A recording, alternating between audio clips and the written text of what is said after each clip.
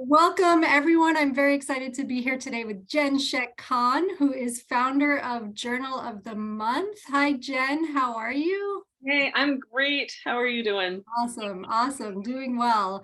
So let's jump right in, actually. And if you could just tell us what Journal of the Month is. I know I talked to you last year around this time. We had a lot of fun. So some people might already be familiar with it, but for those who don't know, tell us all about it.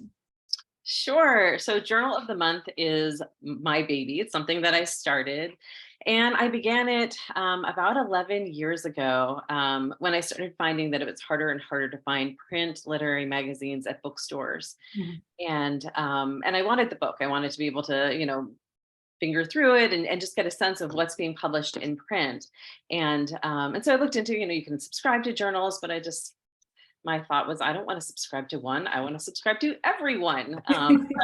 So I came up with this idea, and I just thought, well, I'm sure I'm not the only person who is, a newer writer who wants to get a sense for what's being published out there in print. And so I started at AWP. If people are familiar with that, it's a writing conference, and there's an enormous hall where there are different literary magazines that are set up at different tables. You can go and talk to editors.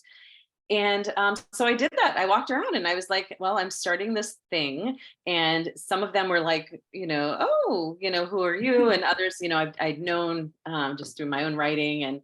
And so it was a very funny place to be in the beginning, particularly because suddenly these literary journals that I'd been trying to get my work published in are now trying to get into my service. Mhm. So it was like this interesting kind of role reversal. And also, I hope an inspiring story for other literary entrepreneurs, or we all are makers, right? All of us writers, and there are different ways that we can, different types of books we want to write, and different ways we want to support the literary community. But they were largely really supportive, and I'm always, getting emails from other literary magazines that want to join my service, and so I read the magazines and decide which ones I think are doing something important and have something essential to say. And I add on, and writers sign up and they can see which literary magazines participate, but they don't know which one they'll receive when.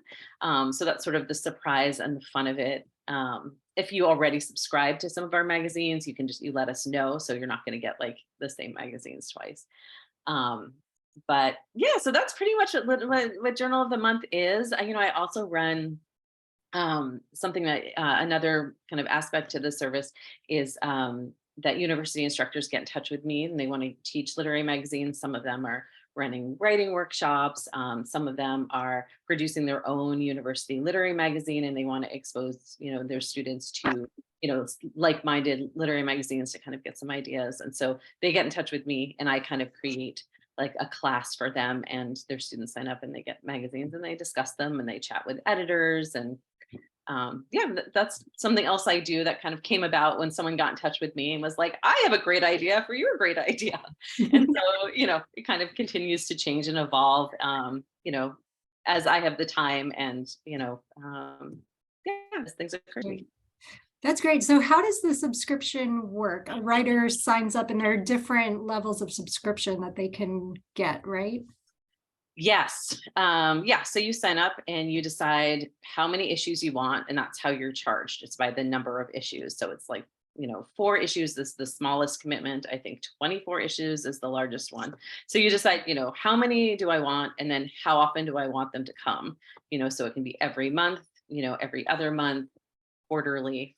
And that's pretty much how it works. I try to kind of create, a wide span of options to correct the problem that I call the New Yorker problem, which is like you love it so much that you never read it because it piles up and piles up, and or you're just like, I'm going to get back to that one issue, or I'm going to read that article online, and then you just don't get to it and you feel bad about yourself, and that's not, we've got enough of that, right? So anyway, I figured, many people will get like 4 issues quarterly, right? So it Mhm. spans a year, but you get one every 3 months, and kind of enough time to like forget about it, and then it goes up and you're like, oh, what is this fun gift for me in the mail? Mhm. And you don't host all literary magazines. You mentioned that interesting role reversal where you're the one in charge deciding which literary magazines to give a space to and which are sort of maybe not for me. So what is the criteria that you use to decide? Yeah, I read the magazine. I usually just read one issue, and really, unfortunately, that's what I have time for. And this is the thing that I have the least, of all the stuff that I do with Journal of the Month, adding new journals is something I love to do and something I very rarely do. I'll be Mhm. lucky if I add one a year, but probably Oh, wow. done. Yeah, I don't add very many on. But so I read the journal, and if I like at least, I mean, I feel it'd be interesting to hear what other writers think, but I feel in general a journal that is that you like is one that you enjoy at least 50% of it. Hmm. And then the rest of it, you're like, I see what they're doing. I understand where this is going. Maybe it's not my taste, or it's not, I feel like, oh, maybe that wasn't fully developed or whatever. But you feel like 50% is really solid. That's really what I follow. That's interesting. Well, let's talk about what is actually in those magazines. And as always, anyone who is here, if you have questions, go ahead and type it into the chat and I will work them into the conversation with Jen.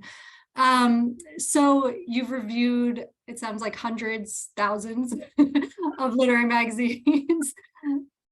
Um, Um, yeah, yeah. I mean, I don't know if I'd say thousands, but certainly, yeah, quite a number of them. So you're familiar with what it is that they're actually looking for. And this is something that we wanted to kind of dive right into today, that sometimes there is a difference between what lit mags say they're looking for and then what they actually publish.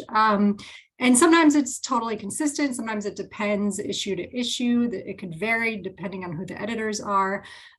So what are things writers can look for when trying to figure out if a magazine is right for them? Yeah, I think this is a really big question, because before you send your work to a literary magazine, I'm just going to take a couple steps back a little bit. But before you do, editors will always tell you, read the magazine first, right? So to see if this is a magazine you like, this is a magazine that's a good fit for your writing.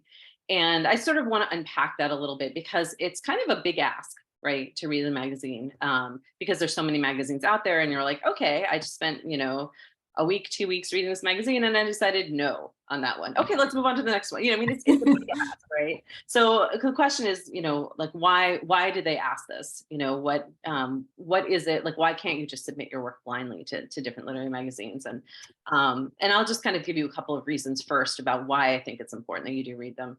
One is it's expensive. Many literary journals will charge you, two, three, four, $5 a submission, and that really adds up. And it adds up for money, it adds up for time, and I also feel like, we only have so much energy and emotion to put towards submitting our work. We know this is a highly competitive field, and I think there's something I think can become cumulative, getting a lot of rejections.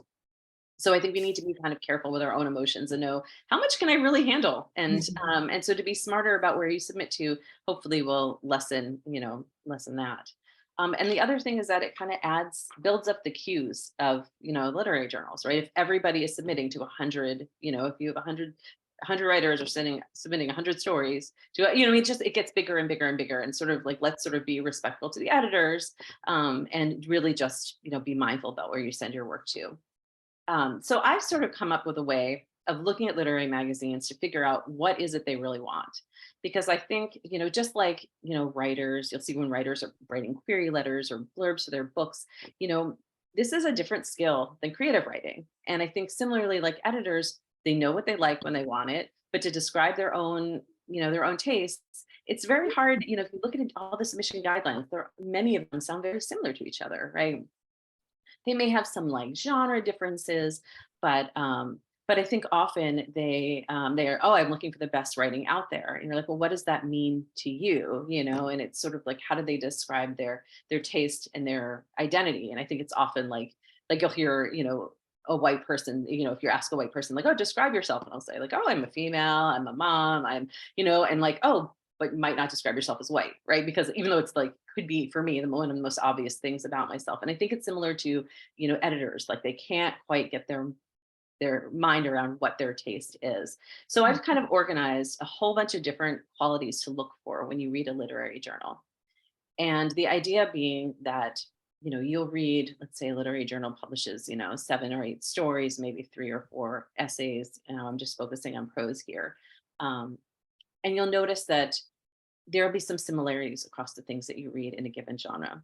And I think, of course, there's always going to be differences, but if you can sort of aggregate, start to notice, like, there's a lot of first person present stories here. There's a lot of, mosaic styled essays. If you start kind of looking at a couple of these qualities and you can start to organize them in your mind, it gives you a sense of, yes, of course, these journals will publish outside of that too, but this is really what the editors like. This is kind of their bread and butter stylized. So I've sort of organized, and I have, at times gone and chosen a couple of different literary magazines and kind of profiled them and gone through this. And it's really great because then the editors are like, what did you find? Tell me, what am I discovering about my taste that I don't realize, and because I think it's helpful to them to really know. So the things I look for, I'm going to start looking at fiction. So the first one I look at is subject. What is the story about? Is this like a family story, a work story? Like, what is kind of the main subject? What kinds of diversity are represented in the story?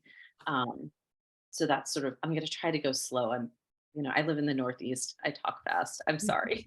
But this is recorded, so you can always rewind. So we have subject. Then I would say, then there's like story logistics is another one. Are there certain settings that are most common? More, are they, rural or urban, international locations, invented forest dwellings? Like, where do these stories tend to take place? Then I would also look at a third item is the tone and the pacing. Is it measured? Is it reserved? Is it frantic?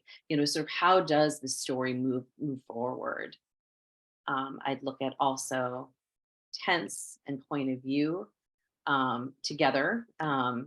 It's to start noticing, is there a lot of third person? Is it, is the psychic distance close? Is it far? Are we moving slowly? Are we moving fast?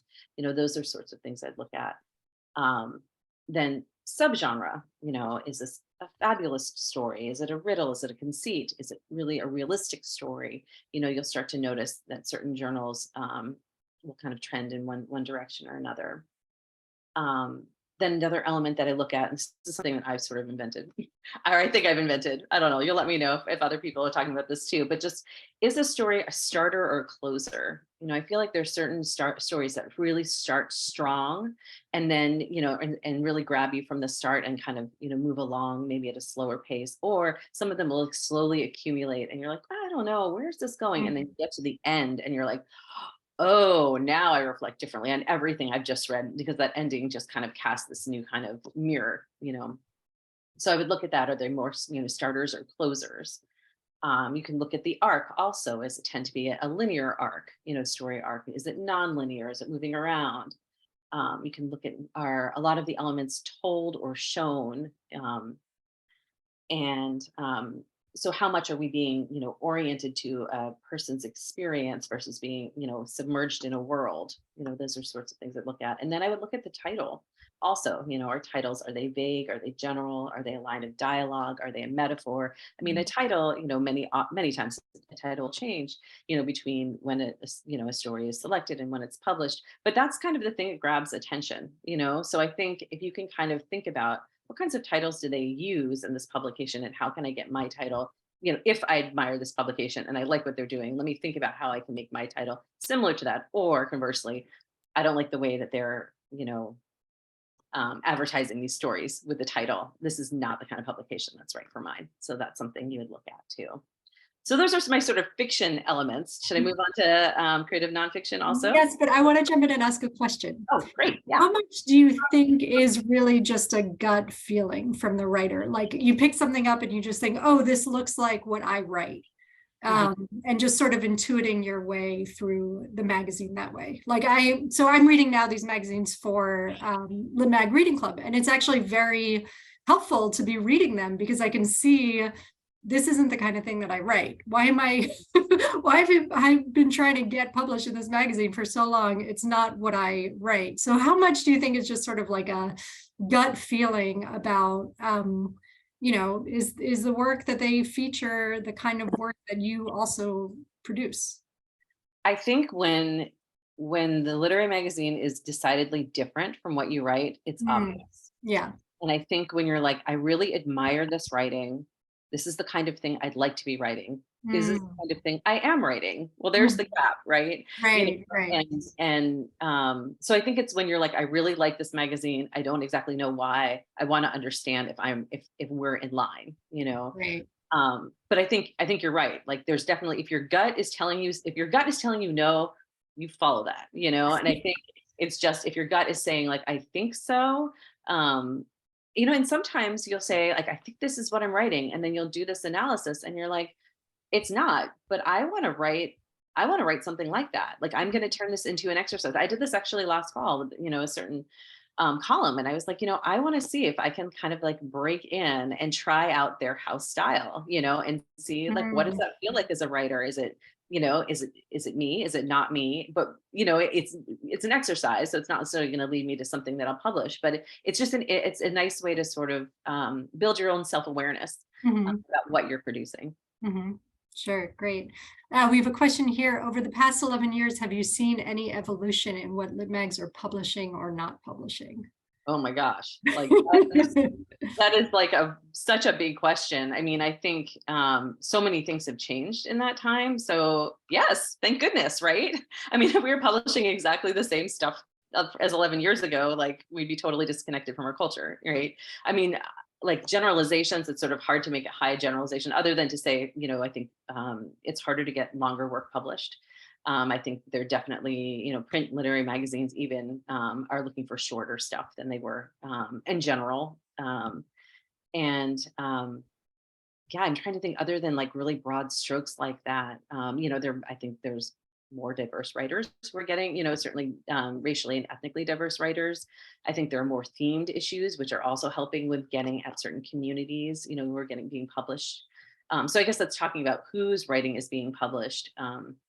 Not necessarily thematic, for writing, writing itself. But actually one of the things I want to talk about too is like I'm in the middle of reading the Best American Essays, the Mm. Alexander Chee version. And I was like, it's amazing the representation in that issue. Like I Mhm. think you would not have seen that, 10 years ago, writers, LGBTQ writers, writers of color. Like I just feel like that is like it feels very much to me like a collection of today. I mean, there's a lot about the pandemic also too, but it feels very. It would be interesting to open that, and compare it to an older version of the anthology. Great. Yeah, I think if you want to move on to nonfiction, sure, go for it. Words. So I think many of the same, elements are appropriate for nonfiction. I would just make a couple of, shifts, like the subject. You look at, what is the essay about? Has the writer incorporated research? If so, and what kind of research, and how have they incorporated that? I would look at the tone and the voice of the essay and think like, what is the guiding sensibility of this essay? What is sort of driving the questions of the narrator and the essay forward? Look also at the structure, what is the organizing principle? Is it linear? Is it chronological? Is it taking its shape from a list or another hermit crab form? Sort of what are the styles of essays? How much is told and how much is shown? That sort of thing. Also, something else I would look at too, kind of taking a step back in literary magazines, is at the table of contents, because it reveals how an editor will think about genre. Some tables of contents will organize by genre and some won't. They won't call out the genre particularly because maybe they want the works to sort of speak on their own terms. But I think that's an interesting thing to think about too. How do they think about audience and expectations, based on how that table of contents is organized. Great. Do you have insights about poetry as well, or not so much? I do not talk about poetry because I feel like I am not a poet and I am not educated in poetry. And so I'm a purely aesthetic, poetry reader, and not an intellectual one. And so I feel Right. like I will not pretend to be what I'm not. Sure. So there might be some people listening to this and thinking, wow, that all sounds great. It also sounds like a lot of time. So Yeah. how is there a systematic way I personally sort of do this as I'm submitting. Like I'll Mm. look, if a magazine has a call for submissions, that's when I'll go to the magazine and try to decide if it's a good fit. Do you recommend that approach, or that writers take like a Sunday, go to Barnes and Noble if they still carry lit mags, and sit down with a big stack and sort of go through? How do writers who are, where people are working full time, families, all this stuff, how do you actually make the time to do a systematic assessment of these lit mags? I think there's so many different ways to do it. Mm. I mean, there's,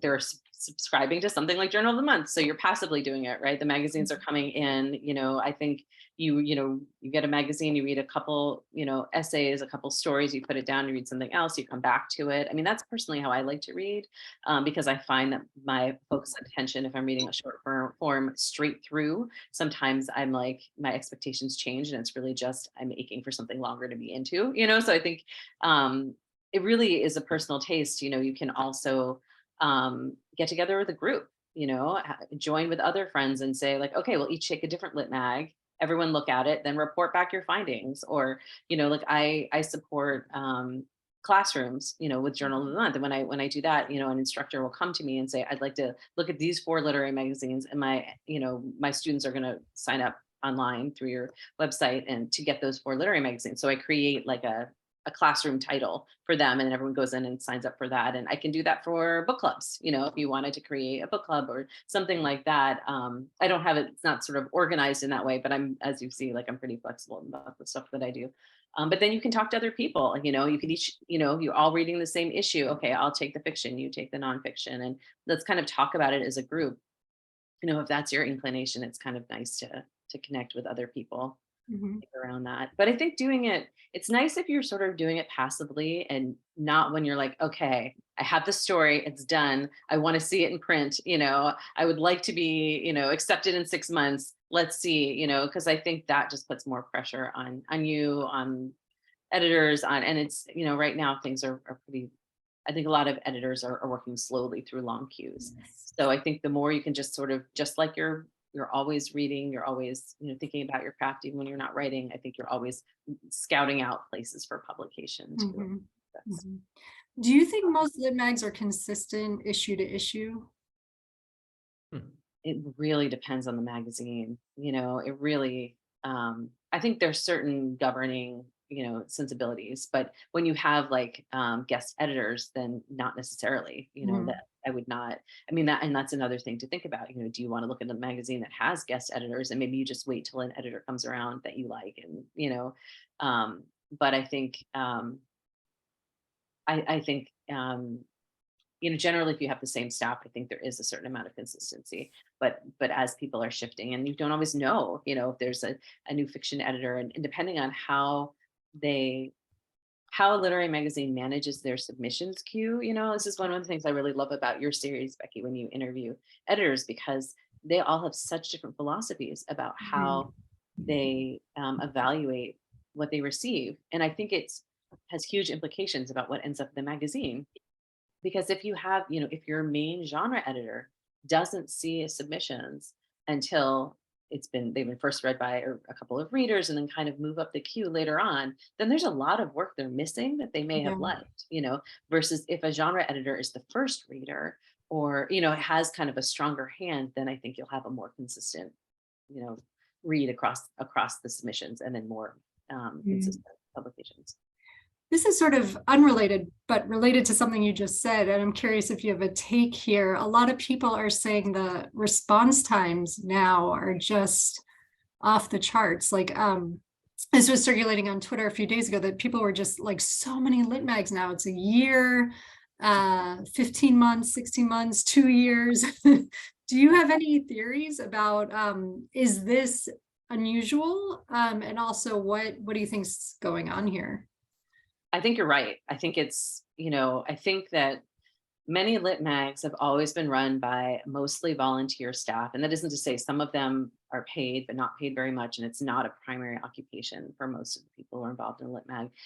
And and they've always struggled with budgets. And, so they're sort of, kind of similarly, with everyone's experience of the pandemic, like the structures and the systems and the people, who were already struggling because of the pandemic, things have gotten so much worse. And I definitely think that's the case with literary magazines. They during the pandemic they suffered with supply chain issues. There were delays, with production houses because they were shut down, because of COVID outbreaks. There was the increased postal costs that happened early on in the pandemic. That's Mm, also slowed things down. And I think it's just amplified these problems. And I also, I mean, this is my own personal theory. We saw the Great Resignation, right, with so many mm, people leaving jobs that weren't fulfilling or asking more of them than they were ready to give. And it wouldn't surprise me if the same thing is happening with literary magazines, that mhm. editors who have, you know, been giving free labor, are sort of wanting to focus maybe on their own work or, Sure. but I think the machine is slowing down. Yeah. And there are longer queues, um, Mhm. and more literary magazines are going under. I think it's a hard time right now, and I'll be Yeah. curious to see how they weather this place. Yeah, I just read this really interesting article about this, the quiet quitter. Have you heard of this Mm, phenomenon? It's somebody, they're still employed, but mhm. Oh, um, they're giving up. So somewhere like in the chain of command, maybe with some lit mags, there might be like a quiet quitter, kind of lurking in there. it could be, it could be. I mean, I think many of us are tired, Mhm. and I Mhm. think the long-term effects of the difficulty of the pandemic, we're Mhm. still moving through those Sure. ripples. Sure. And but I'd like to think that some literary magazines are making smarter choices and are figuring out how to handle this. Mm. Um, and I hope that that will be what we inherit from this time, is that, Yeah. editors will realize like we need to be more systematic. We need to change the way we handle submissions because they don't want cues that are 2 years old. You have to imagine that on their side, they'll fall in love with an essay that they read, and it'll by the time they get in touch with the writer, it's been accepted elsewhere. Or, Right. I mean, it seems like a totally it just doesn't seem sustainable to me for the long term. And one of the things I wanted to mention is like, a magazine that I think, and I can't remember if I mentioned this when we talked last time, but I think like the Cincinnati Review, I think that they've really embraced this time very smartly. Hmm. Now what they do is they have,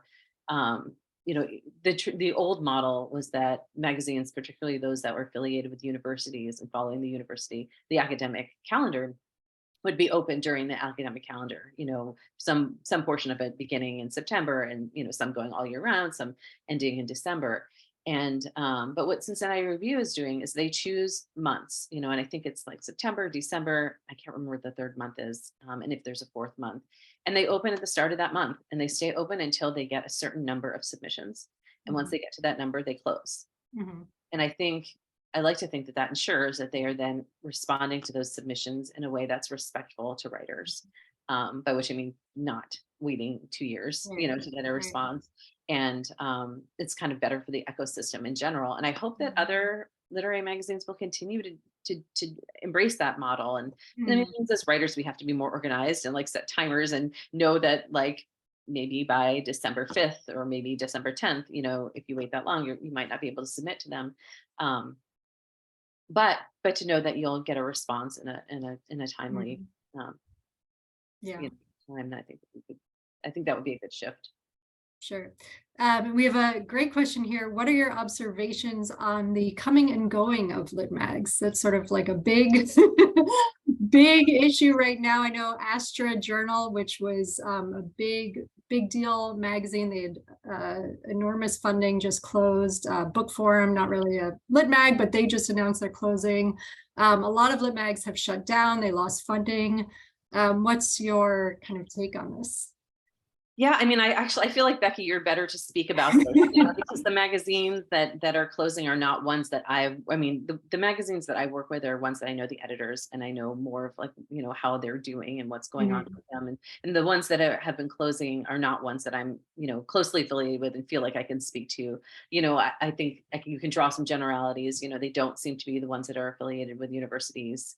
I mean, although there have been some with universities. Yeah, I was gonna actually just say the opposite. That's funny. Oh, really? I mean, I think I was just thinking about the one that was with Purdue that almost that had some trouble too. So I think there Yeah. are some of the universities that have had trouble also, but it seems like most recently these seem to be like related to foundations, and so I think it comes to like, where is the money, who's getting paid, Right.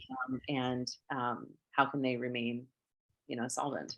Yeah, yeah, I think that's it. I mean, frankly, I think a lot of it is just greed on the up at the top. Like if it's a university magazine and it's a university that has like a huge endowment and they decide to shut their journal, we wonder what's going on there. Like that happened with Conjunctions, right? And there was huge outcry because Bard is a pretty well-financed university. And so why would they be like getting rid of this historic, important magazine? And there was outcry and they responded and they're keeping the magazine going.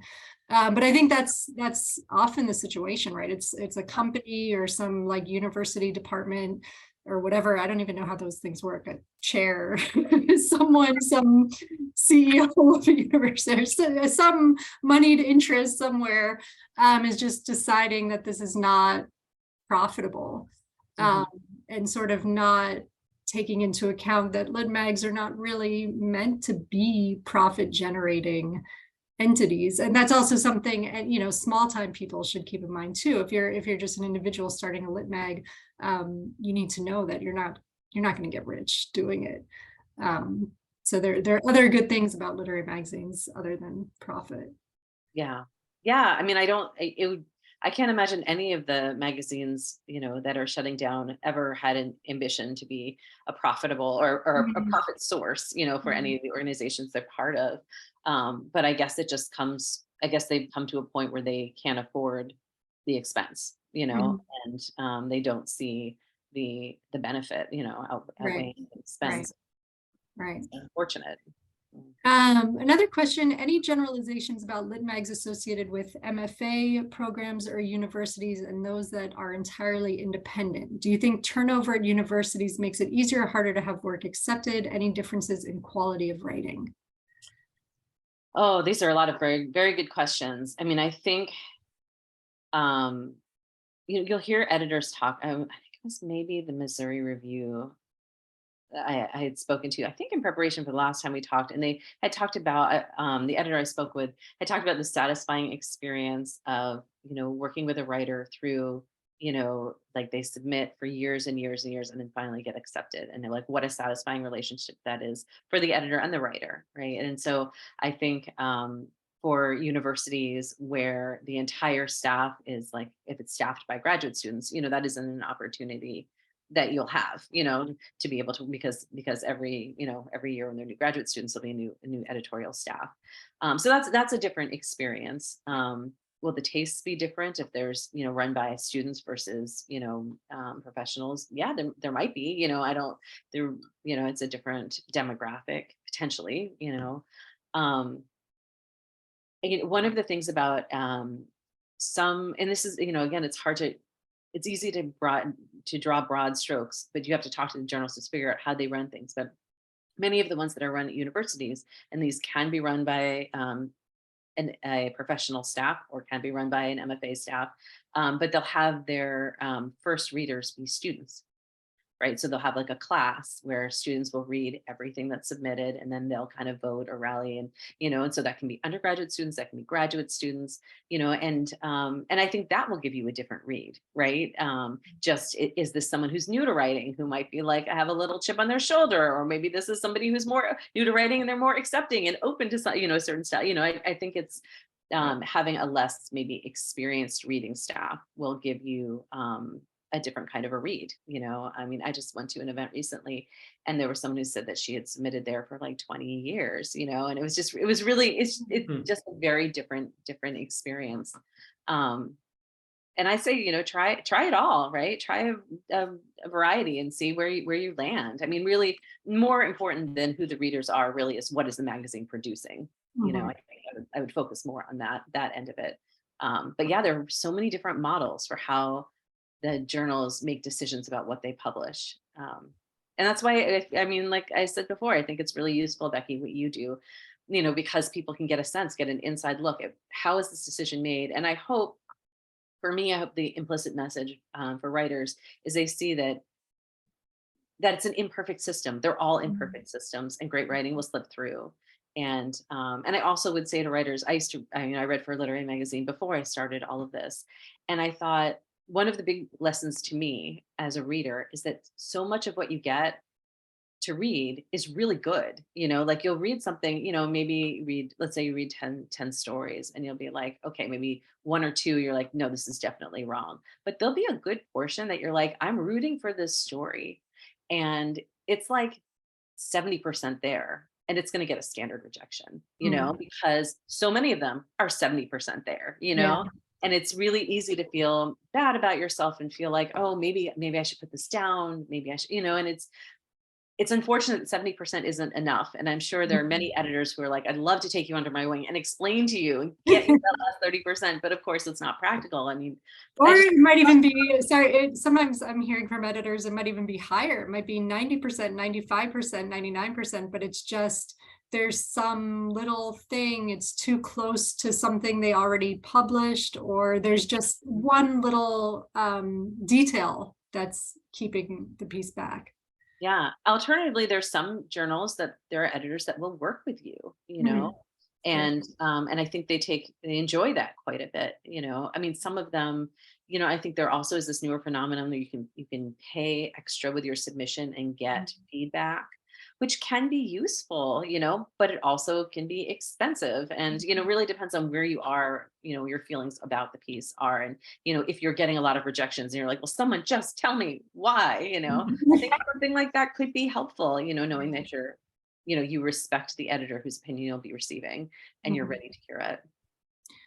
We have a comment here, which is really interesting from Chelsea is here from the community of literary magazines and presses. And they just released a report of the financial health of the literary arts field. I'll have to check that out. That sounds really interesting. I'll share the link when I share the video later too. It sounds great. That's Um, great. yeah. So something that comes up a lot with a lot of writers is that they feel that literary magazines skew young. And I'm actually reading Indiana Review right now for a Lit Mag Reading Club, and I can attest that that feels true, that the concerns, I mean, it's a great, I'm enjoying the issue, but the concerns of the characters and the protagonists and what the poetry deals with are largely concerns of younger people. And sometimes that makes sense, if the people reading are also younger people. Is this something that you have noticed as well? Is this a trend that sort of carries through a lot of mags? That's interesting. I think I guess I'm gonna dodge your question by sharing other information. Just because there's so many literary magazines out there. It's really hard. I mean, Yeah. like, yeah, I could see there's a case for magazines that are largely, have a undergraduate or, undergraduate staff reading for the magazine, that would be the case. That is a possibility, but I think, but I just recently was looking at a magazine and reading the submission guidelines, and they said, please don't send us any stories about people who are dying or a family member who's recently died, or illness or someone who's recently died. And I thought, that it's probably because they received far too many, right? That's probably a really common, topic where people, find themselves really wanting to be introspective. And but it's funny to place it against your observation. Right. It's like one end or the other. you Right, right. know I don't know, make of that what you will. Yeah, yeah, that's interesting. Yeah. There's something else I wanted to mention too, kind of on the optimistic side, because I think, man, this stuff can Please. be hard to sit with. Sure, yeah. Is that, I mentioned that I'm reading the Best American Essays Mhm. right now. And I also wanted to mention that writers may not know this, that if you've been published in the past year, you can nominate your own work for the Best American Essays. And I think that writers do make it into the anthology. Particularly, I've heard, in the notable section, but it can be a real lift up. And I think any opportunity we have to raise our own voices, we should jump on it. So I I want to. did not know that. Is that true for short stories as well? I think, yes, I believe so. I mean, I haven't read through all of the guidelines, and I will put them in the Right. chat. But but definitely look at the guidelines. And, if you have something that's been out, in this anthology I'm reading, there's an essay that's published from BuzzFeed. Like, I feel like that is something you wouldn't have seen 5 years ago. I mean, it just seems Yeah. like a broader ideas of what literature is and can be. So maybe you should be in it, We have to raise each other up. Well, that's a great note to end on. Does anyone have any further questions for Jenn? And there's a link here. Okay, great. I will share those. Well, thank you so much, Jenn. This was really great talking to you and hearing all your insights about Lit Mags. Always fun to connect with you. Sure. Thanks so much. It's great to chat with you and to, be able to come here, especially this time of year. I mean, this is busy season with Journal of the Month, because it's like Time. because of the holidays and lots of Right. gift, for writers. Right. But And if anyone is looking for a gift for the writer in their life, journal, or for themselves, journalofthemonth.com, right? J-O-T, journal. It's, Okay. yeah, Journal of the Month, I'll share the link. But yeah, go check it out, order some Lit Bags for you or your writer friends. And thanks everyone for coming out. yeah, thank you, Becky. This is great.